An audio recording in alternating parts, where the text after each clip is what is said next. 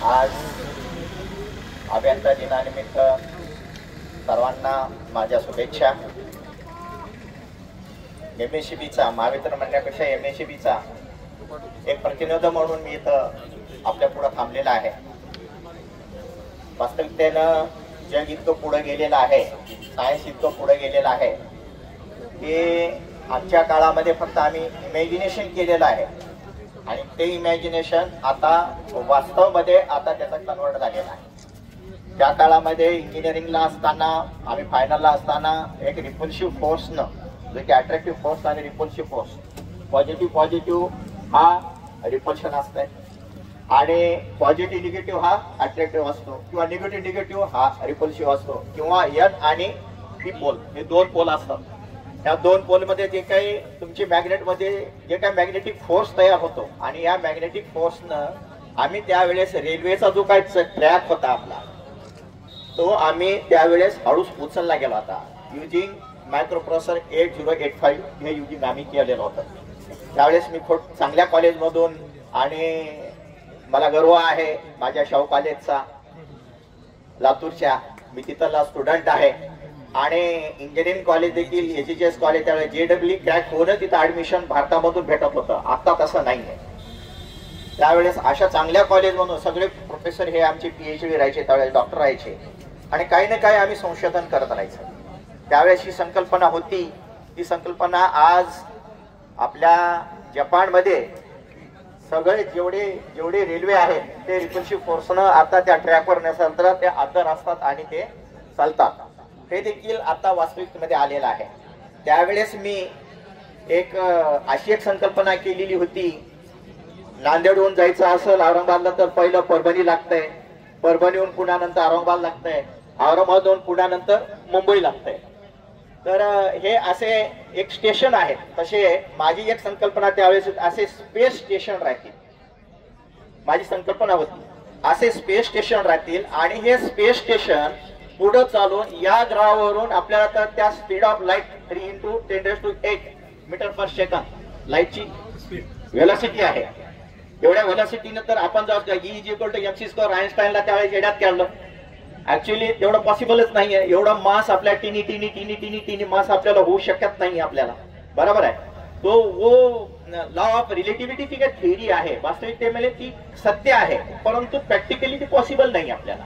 म्हणून आम्ही एक इमॅजिनेशन त्यावेळेस विद्यार्थी दशेमध्ये असं केलेलं होतं की स्पेस स्टेशन राहतील, इथून जाईल त्या परभणीला जाईल, परभणी फक्त जेवढं काय नांदेडहून परभणी निघाला तर जेवढं काय फ्युएल राहील तो फ्युएल तिथून दुसऱ्या स्पेस स्टेशनला भरलं गेलं जाईल आणि तिथून पुन्हा नंतर दुसऱ्या स्पेस स्टेशनला जाईल आणि एक असा एक राहील की तो फक्त फ्युएल पुरवण्याकरताच एक आपल्याला इथून कम्युनिकेशन राहील। असे त्यावेळेस आम्ही संकल्पना आलेली होती, परंतु वास्तविकतेनं आता प्रत्येक देशाच्या कंट्रीचे आता स्पेस स्टेशन झालेले आहे। वास्तविकता हे सर्व कंट्री हे जग जर एकत्र जर आलं तर असं स्पेस स्टेशन एकत्र तयार करून आपल्याला एखाद्या ग्रहावर जायला काही वेळ लागणार नाही असं तर मला वाटतंय।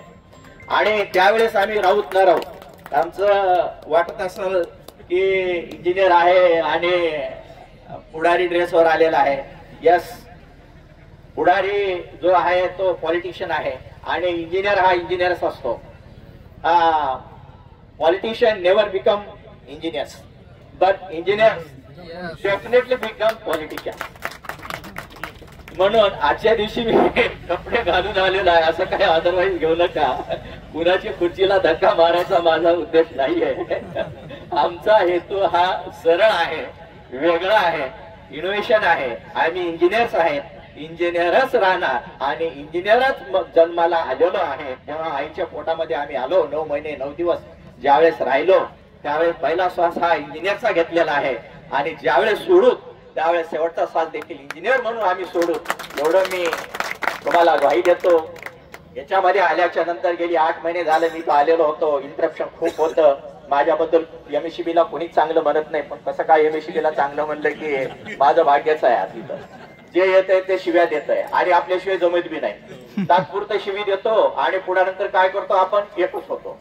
353 दाखल होते, पुन्हा आणखी दुसऱ्या दिवशी सप्लाय पाहिजे आपल्याला, बॅटरी चार्ज होतच नाही ना त्याच्याशिवाय। माईक बंद नाही पडला ना, माईक बंद नाही पडला मला लाईट असो नसो तर आमचा आवाज लाईट पेक्षा पण जास्त आहे। त्याची काही चिंता करू नका. म्हणजे एवढी फ्रिक्वेन्सी आम्हाला परमेश्वरानं उपजतच आम्हाला दिलेली आहे.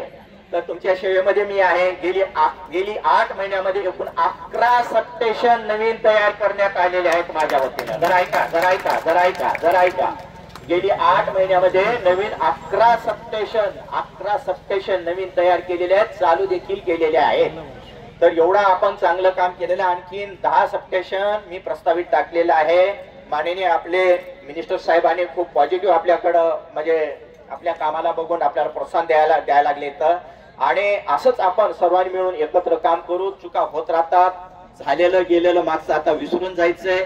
इथून पुढं काय करायचं ते आपण एकत्र मिळून काम करू. बरं झालं संध्याकाळी एक मला वाटतं संगीत मैफिल पण आहे वाटतं. इंजिनिअरिंगच्या शेवटच्या वर्षामध्ये गॅदरिंगच्या नंतर आणखीन काही कधी आलेलं नाही. त्यावेळेस कॉलेजचा GS मीच होतो. 27 लाख रुपये माझ्याच हातात होते आणि ते काही निवडणूक लढून नव्हते. मेरिटचा स्टुडंट होतो म्हणून माझ्या हातामध्ये GS आला. आणि इतकं सुंदर काय आम्ही त्या कॉलेजमध्ये माझं 99% आमची माझा स्टुडंट माझा जो क्लासमेट आहे ते विदेशात आहे.